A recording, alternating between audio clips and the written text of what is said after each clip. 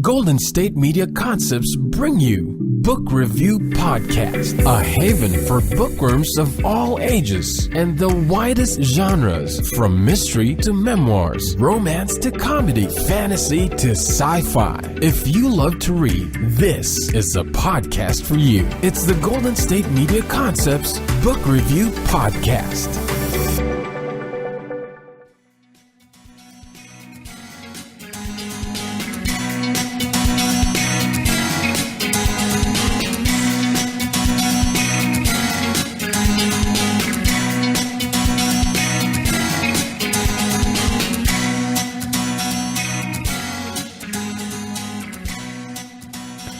Hello and welcome to the GSMC Book Review Podcast, brought to you by the GSMC Podcast Network. I am your host, Sarah, and welcoming you to another episode of the podcast to talk about books. If you've read the title of this episode, you see it's 'tis the season to give thanks, so it's a Thanksgiving-themed episode. And before you say, Sarah, are you confused? Thanksgiving isn't until next week. I will say you are correct, and I am confused about a great many things, I'm sure, but in this case, I actually do know Thanksgiving is next week, but I've got 2 author interviews lined up over the weekend, so those episodes will air next week, Tuesday and probably Friday, since Thursday is Thanksgiving, and so I thought I would jump ahead and do my Thanksgiving episode early, rather than later. Are you the type of person who reads holiday-themed books? I mean, do you have certain go-to books that you read at Thanksgiving? Do you have, I think for myself, probably the only thing I read that's holiday-themed would be more Christmas-themed. I watch a lot of Christmas movies, and there's some Christmas books that I like to read, but I don't read a lot of, like, Thanksgiving-themed books, or I don't know, Valentine's Day themed books or Easter themed books. I love themes, and I tend to decorate my mantle in a monthly theme, but I guess when it comes to books, I have thought about it. I just always think about it too late. Like, the week before Thanksgiving might not be the best time to start thinking about your Thanksgiving-themed books, unless you're planning for next year, and then, hey, go for it. But I'm wondering if you have ever thought about a Thanksgiving-themed book and what that book might be.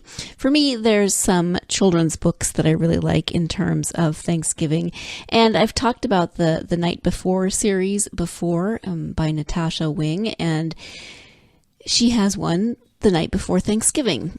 So based on the traditional poem, The Night Before Thanksgiving has has the same cadence, the same idea. And I'll just read you a little bit. It is by Natasha Wing and illustrated by Tammy Lyon. It's a picture book for children. And it starts out, "'Twas the night before Thanksgiving, and all through the nation, families got ready for the big celebration. At our house, my mom baked 3 kinds of pies, pecan and pumpkin and apple surprise. That night we were nestled all snug in our beds, while visions of turkey legs danced in our heads. The very next morning, Thanksgiving, yippee, we got up and watched the parade on TV." So you get the idea. I mean, I'm not going to read the whole thing to you, but that gives you an idea of the style, and the illustrations are colorful and fun. There are turkey legs instead of sugar plums dancing in their head. I think they're a very cute idea, and I love that she's taken them she does them for so many different holidays, and I love that. I maybe don't read holiday-themed books for myself, but I definitely am more likely to read them with children, with my nieces, or when I was working with children, I would find different holiday-themed books to read to them at the appropriate time. They're maybe a little easier to find than, like I said, Christmas books are easy to find. Maybe Thanksgiving books, not so much. Thanksgiving, they do have a lot of cozy mysteries, I've discovered, that are Thanksgiving themed, and I guess that does make some sense. If you have a tradition of reading holiday-themed books, that's awesome. I'd love to hear about it. I'm also curious what your family traditions are. I think growing up, I always thought, oh, everybody does Thanksgiving exactly the same. Why wouldn't they do it just like my family? But of course, that's not the case. Maybe it was more so the case of people that I knew in my hometown, but certainly not everywhere. For my family, we tended to spend Thanksgiving or Easter with my dad's family, but Christmas was always with my mom's side of the family because my grandmother's birthday was the 23rd. So we would always go to grandma's on the 23rd and come home on the 26th. But Thanksgiving was often with my dad's family. Sometimes Easter was with my dad's family. And to me, I thought it was very traditional, turkey, stuffing, mashed potatoes, cranberry of some kind. We used to have cranberry in a can or homemade cranberries, which none of us ever liked. And then my mom discovered this cranberry jello recipe. Yeah, we're Lutheran. We're Lutheran, Norwegian Lutherans. So there's jello in our lives with whipped cream and cranberries, and that was really good. My favorite pie is probably, I don't know if always, but my favorite pie is pecan pie. I do like pumpkin pie, but I will take pecan any day, especially chocolate pecan. Oh my gosh, it's so rich. Growing up, especially when we spent the holiday with my dad's family, there was most often mincemeat pie, which I refused to try, absolutely refused it. I'm sure someone must have told me that it doesn't have meat in it. I mean, traditionally it could, but the recipe that my grandmother made did not. But I don't think I believed anyone, and mincemeat pie just sounded gross to me. So I was sticking with turkey for my Thanksgiving protein.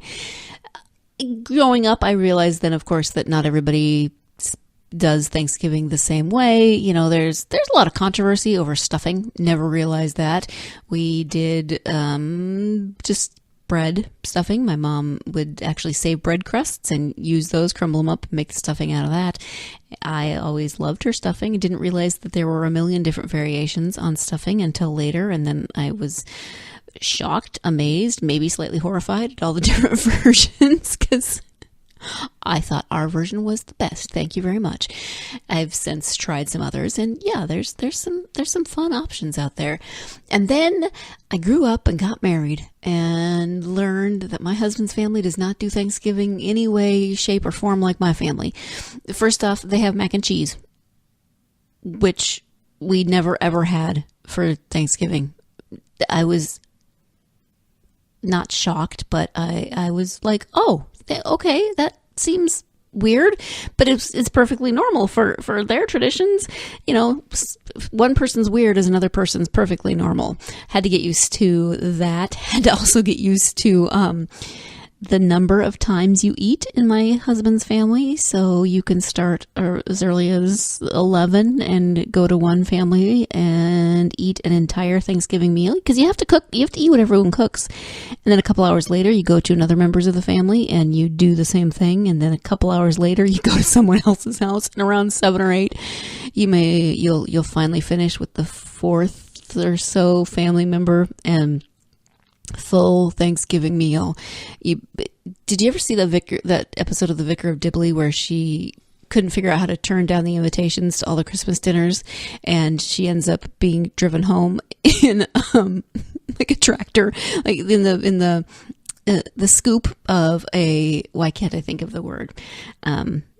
Heavy equipment. Anyway, in the scoop of, it's not a backhoe, but sorry, losing my train of thought. That's how I feel when I spend Thanksgiving with my husband's family, is just so incredibly full. Try to, pace myself, try not to eat too much, try not to get too crazy, but it is a marathon, not a sprint when it comes to Thanksgiving for my husband's family. So I'm curious what your traditions are. What kind of food did you grow up with? What is something that you absolutely have to have on the table that it wouldn't be Thanksgiving without? I know a lot of people love green bean casserole. We didn't grow up with green bean casserole. I grew up not liking sweet potatoes or yams.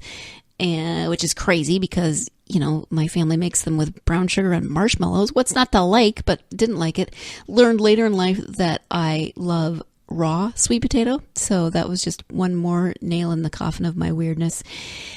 What are those things in your life that you have to have on the Thanksgiving table, or that if you see on the Thanksgiving table, you're like, no, please, no.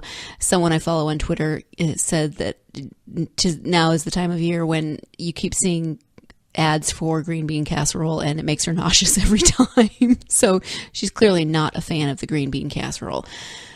I think on that note, we're going to take a quick break. And when we come back, we'll be talking more about books and less about just random Thanksgiving traditions, but there'll still be some of that thrown in there. So stay tuned. You're listening to the GSMC Book Review Podcast, and I will be right back. Hi, this is Sarah, host of the GSMC Book Review Podcast. As not only the host of a book review podcast, but also someone who loves to read, I get excited when I get to recommend books for you, and I have one of those today. The New York Times bestselling author of Hoot, Carl Hiaasen, is back with Squirm, a wildly entertaining, slightly twisted new adventure about snakes, grizzly bears, a spy drone, a missing dad, and knowing when and when not to let things go. Squirm is recommended for readers ages 8 through 12, so if you have someone in your life who might enjoy this book, or someone in your life who you already know loves Carl Hiaasen, maybe you love to read together as a family.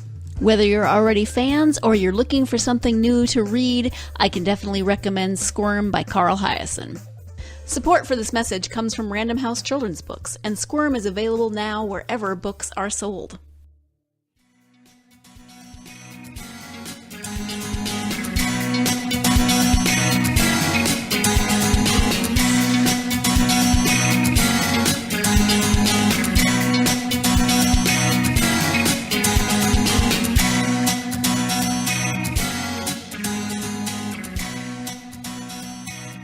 Welcome back to the GSMC Book Review Podcast, where we are talking today about books about Thanksgiving, more books about gratitude, Thanksgiving themes, Thanksgiving traditions, all of that good stuff.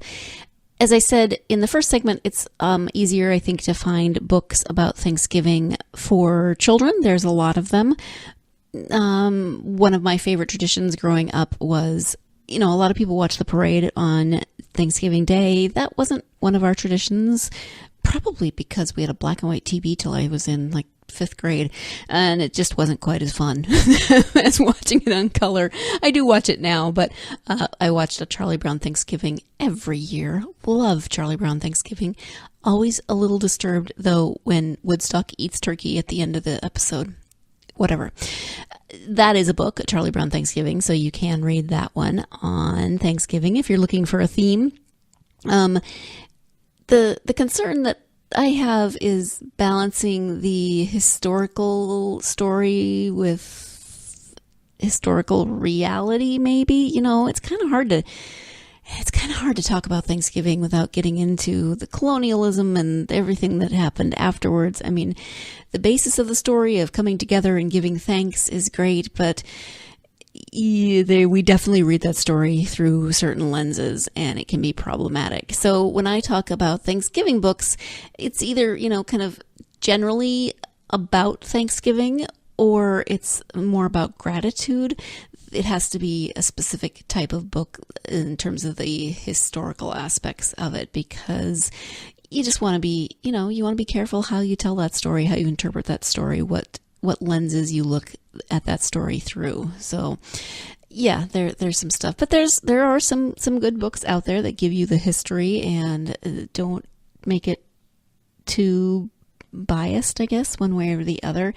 As I mentioned in the first segment, also, I noticed that there are maybe numerous, I don't know how many when I was looking at lists, cozy mysteries that involve, that are either set right around Thanksgiving. So that's kind of fun.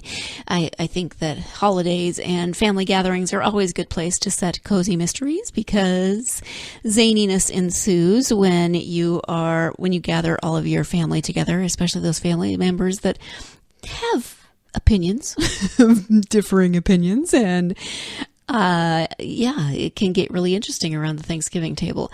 I was looking at lists of books and some of the children's books that I love. I've talked about Junie B. Jones on the podcast before, and Junie B. has a book called Turkeys We Have Loved and Eaten and Other Thanksgiving Stuff. Turkeys We Have Loved and Eaten. That is just such a Junie B. Jones title. So room 1 is getting ready for their very own Thanksgiving feast. There's even a contest to see which room can write the best thankful list. The winners will get a pumpkin pie. Only it turns out being thankful is harder than it looks, because Junie B is not actually thankful for Tattletale May or scratchy pilgrim costumes, and pumpkin pie makes her vomit anyway. Will room 1 win the disgusting pie? Can May and Junie B find common ground? Or will this Thanksgiving feast turn into a Turkey Day disaster? I love Junie B. She's so overwrought, melodramatic. It's just awesome. I think she's my spirit animal, my spirit inner child, something. But that reminds me of the gratitude, the giving thanks. And one of my favorite things when I was working with children was always the unfilteredness of them and the honesty of them. Sometimes they are so brutally honest that it hurts. When, they have no tact. But I loved when we would talk about, what are you thankful for? What makes you happy? What do you give thanks for? And it can be a tricky thing depending on the age to kind of understand that concept. But, you'd get the typical answers: family, parents, pets. But I love that, kids being kids, they would just throw things out there like, their Xbox or their just stuff. And I know they were always trying to stump me. There were certain kiddos that I worked with who were always they would try to make me, snort with laughter. And so they would come up with some amazing things. And, like one kid, I think he was about 4. We were talking about, what are you thankful for? And he just pipes up with, drinking the water makes you have to pee. I was like, yes, it does. But we are thankful for hydration. Adult books, when you type in, even if you type in novels about gratitude or novels about Thanksgiving, you tend to get a lot in the self-help realm. And I'm not dissing that realm, that genre. No, just that's not quite the area I was looking for. But there was one that did intrigue me. It's called What Makes You Grateful? Voices from Around the World. In 2011, author Ann Kubitsky began asking, what makes you grateful? And invited people to write or draw a glimmer of gladness on a postcard and mail it back to her. This book represents just a portion of the thousands of responses that came pouring in. And I love that. I mean, it's, kind of that traditional, let's go around the table and say what we're grateful for. But a postcard is not very big. There's not a lot of room to draw or write. And so it's glimmers, just glimmers of what makes you grateful. It's those moments where you can pause and look around you and just capture that moment, whether it's via a picture or whether it's just in the picture in your mind or whatever. There is a children's book called Gratitude Soup. And it's also another children's book. This one about Violet the Purple Fairy, who learns how to make gratitude soup by thinking of all the things, people, places, and experiences that she is grateful for. Perfect for teaching your children about gratitude with fun and play, this rhyming, colorful 8x10 picture book combines a collage and watercolors as Violet the Purple Fairy tells her own story of cooking with gratitude. I wonder what those books would look like for adults. I know that's kind of a simplistic idea, but I guess it would look like maybe the postcard book where the people wrote on the postcards and sent them to the author. But, we can all use reminders to be thankful and grateful and acknowledge those things that we're grateful for, even the things that are hard to be grateful for, that person that just rubs us the wrong way or whatever it is. Another book is called Thanksgiving, a collection of essays, prayers, and toasts. And that's always kind of nice to have, a collection of something that a lot of families or some families, I don't know, I don't have statistics in front of me, but some families like to read together and maybe read some shorter stories as part of their traditions. So that's nice that there are, books out there of essays, of poetry, those types of things I always appreciate. One book that kept popping up on the lists as I was searching for books was, it's just called Thanksgiving by Janet Ivanovich. And I have talked about Janet Ivanovich on this podcast before a couple of times for her Stephanie Plum series and her Fox and O'Hare series. So this is one of her earlier novels, back before I started reading her. It's a romance, and it takes place around, obviously, Thanksgiving. So that kept coming up because it's definitely a novel set during Thanksgiving. It's a romance. I think I read that it came out in 1988. So certainly one of her earlier works. That can be fun. Ooh, 1988. The fashion would be fabulous in that book. So if you're a fan of Stephanie Plum or some of Janet Ivanovich's other series or novels, then, if you're looking for something Thanksgiving themed, but still with romance and still with humor, then you might want to check out Thanksgiving by Janet Ivanovich. And I think that's the perfect place to take yet another break. So stay tuned. You're listening to the GSMC Book Review Podcast, and I'll be right back. Tired of searching the vast jungle of podcasts? Now listen close and hear this out. There's a podcast network that covers just about everything that you've been searching. Hey! The Golden State Media Concepts Podcast Network is here. Nothing less than a podcast bliss with endless hours of podcast coverage. From news, sports, music, fashion, cooking, entertainment, fantasy, football, and so much more. So stop lurking around and go straight out to the Golden State Media Concepts Podcast Network. Guaranteed to fill that podcast itch. Whatever it may be, visit us at www.gsmcpodcast.com. Follow us on Facebook and Twitter, and download us on iTunes, SoundCloud, and Google Play.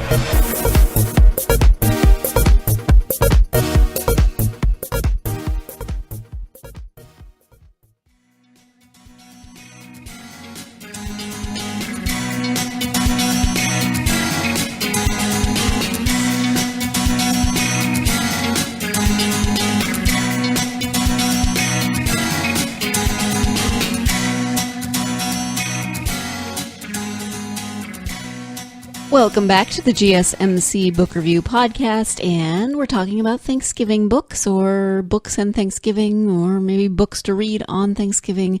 I have decided that I definitely need to compile a list of books to read either before next Thanksgiving or to have set aside to start reading during the fall and getting ready for Thanksgiving. Maybe starting, after Halloween and starting on the 1st of November, since Thanksgiving is toward the end of November. That's one of my pet peeves, is that, there's that meme that you see on social media where it's the fairy godmother talking to Cinderella, and she says, "And then, my dear, at the stroke of midnight, bam, Halloween's over, and bam, Christmas carols everywhere." And it's a little bit true, it's like August. You start getting Halloween in one aisle and Christmas in the next aisle, and there might be like some Thanksgiving napkins tucked on an end cap somewhere. Thanksgiving just gets the short end of the stick when it comes to holiday stuff. And I know we get a little caught up in commercialism and everything, but like I said, I like a theme, and I like, I decorate my mantle differently for every month. So I decorate November for Thanksgiving, and I'm silly, and I like silly things like holiday themed socks. And I do actually have 3 pairs of Thanksgiving socks. One of them is adorable. The other 2 are okay. They're not that cute, though. There could be more. Come on. This just work with me, people. I need themes. I need Thanksgiving earrings and Thanksgiving socks, and I don't know, some Thanksgiving leggings. I don't know. I don't even know what those would look like. They'd probably be pretty horrible. At any rate, books to read. I'm going to start compiling my list. I would love it if you would share, if you already have a list, if you would share it. If you start compiling a list, if you would share it. I would love that, because well, I have way too many books to read as it is, but I will always happily add books to my to be read list. Speaking of lists, there are plenty of lists if you want to start looking up some books to read. As I mentioned, there are a lot of cozy themed mysteries. If you just type in cozy themed mysteries, a lot of books come up. So there actually are quite a few books that at least either take place around Thanksgiving or they have something to do with Thanksgiving. I noticed as I was looking at the list that Joanne Fluke has a book that has a Thanksgiving theme, and I just lost the title. Give me a second. It's called Raspberry Danish Murder. Maybe you know Joanne Fluke because you read her books. Maybe you know Joanne Fluke because you, like I, are a Hallmark movie fanatic. Hallmark, Lifetime, all the cheesier the better. I know they're predictable. I know they're going to end in a certain way. I will watch them anyway. My husband laughs at me every year because I will watch all of those.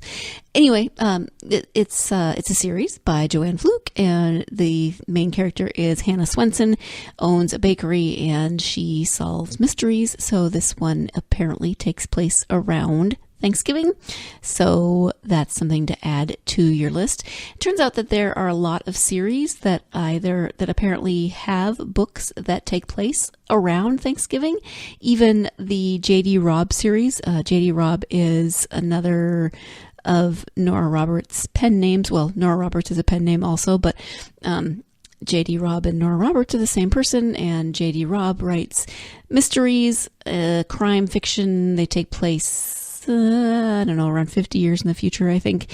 And she has one called Thankless in Death that takes place around Thanksgiving. And you get the main character, Eve Dallas, she's getting a little bit softer as the series goes on, and she learns to actually interact with the human race a little better after a very difficult childhood. But she's just annoyed with all traditions. She's like the opposite of me. She just wants to ignore traditions and themes and just get down to her job and paying attention to those sorts of things. But so that one does. I mentioned a few weeks ago, I was talking about the book, or the series, the Quilters series. The first one is The Quilter's Apprentice by Jennifer Chiaverini, and she has one of the books in that series also takes place at good grief, Thanksgiving. See, Thanksgiving gets the short shrift every time. Even I can't say it. Goodreads has a list of Thanksgiving romances, some of which sound truly terrible, and I mean terrible in like the best possible way. I mean, some of these titles, and a lot of them they have, numbers in the title, so it's a series and it's number 4, it's number 10, it's number whatever. So apparently when you're writing a series, eventually you're going to come around to Thanksgiving, and you can set one of your books during that time. And like I said, some of them look truly terrible in delightfully wonderful ways. I do love a good cheesy holiday themed romance. I am not ashamed to admit it. What are your favorite Thanksgiving books? Are you a mystery reader? Do you have favorite cozy Thanksgiving books? Do you have your own favorite Thanksgiving romance themed books? I would love to know your thoughts. What are your favorite Thanksgiving themed children's books? Are you a fan of Charlie Brown and the Great it's Charlie Brown Thanksgiving? Are you a fan of some of the stories like 10 Little Turkeys that take, again, traditional poems like 10 Little Pumpkins or 10 Little Witches and 10 Little Turkeys, or The Night Before Thanksgiving? Would you prefer some of the more historical books that tell a story from a maybe better perspective than we sometimes got growing up? I would love to hear your thoughts. I would also love to hear your thoughts on your own Thanksgiving traditions. What do you love? What are the foods that you love? I can't picture Thanksgiving without. What are the foods that you would just as soon picture Thanksgiving without? What are your plans for next week? I would love to hear that. I am so nosy. I sit here in the studio and I talk to you, and I picture you in this sort of faceless group of podcast listeners, and I think you're all awesome. of course, you're all awesome. You're readers, so that just makes you automatically awesome. But I would love to get to know you a little bit, so you're not quite so faceless and nameless. And tell me about your Thanksgiving. What are you doing next week? Even if you're not even doing anything Thanksgiving, you're just taking some time to not be at work. We are having Thanksgiving dinner with some friends. Neither of us lives near family at the moment, my husband and I. My husband's from Ohio and I'm from Montana, and we are not going to be making it home for Thanksgiving to either state, which makes us sad, but that we have friends here in California who are very gracious and invite us to Thanksgiving dinner every year at their house when we're in town. And they are like family, so that is lovely. And they don't do anything really weird on Thanksgiving that makes me want to question their Thanksgiving traditions. So, we can still be friends. We'd still be friends anyway. Thanksgiving. I'm excited. I love holidays. It's a lot of carbs, but I'm going to make it work. And I hope that you have a wonderful holiday. I hope that you get to spend it with family, however you define family, however that works for you, family that is loving and supportive and gracious to you. And if you have a family that drives you crazy, well, I hope they drive you crazy in a loving way, that you still love them and it's not just torture. Next Tuesday, I will have an interview, as I said at the beginning of the podcast. I have a return author coming back to the podcast. Tommy Carbone was on in, I think, May, talking about his first book, which was a memoir called Growing Up Greenpoint. He has now written a mystery, and so he's moved from memoir to mystery, from nonfiction to fiction, and it is called Mystery at Moose Lake, and he will be here to talk about that. I'm excited to have him back on the podcast. So please do join me on Tuesday for that interview. In the meantime, have a wonderful weekend. I hope that there's plenty of time for reading and that you have plenty of time to go out and get lost in a good book. Thank you. You've been listening to the Golden State Media Concepts Book Review Podcast, part of the Golden State Media Concepts Podcast Network. You can find this show and others like it at www.gsmcpodcast.com. Download our podcast on iTunes, Stitcher, SoundCloud, and Google Play. Just type in GSMC to find all the shows from the Golden State Media Concepts Podcast Network, from movies to music, from sports to entertainment, and even weird news. You can also follow us on Twitter and on Facebook. Thank you, and we hope you have enjoyed today's program.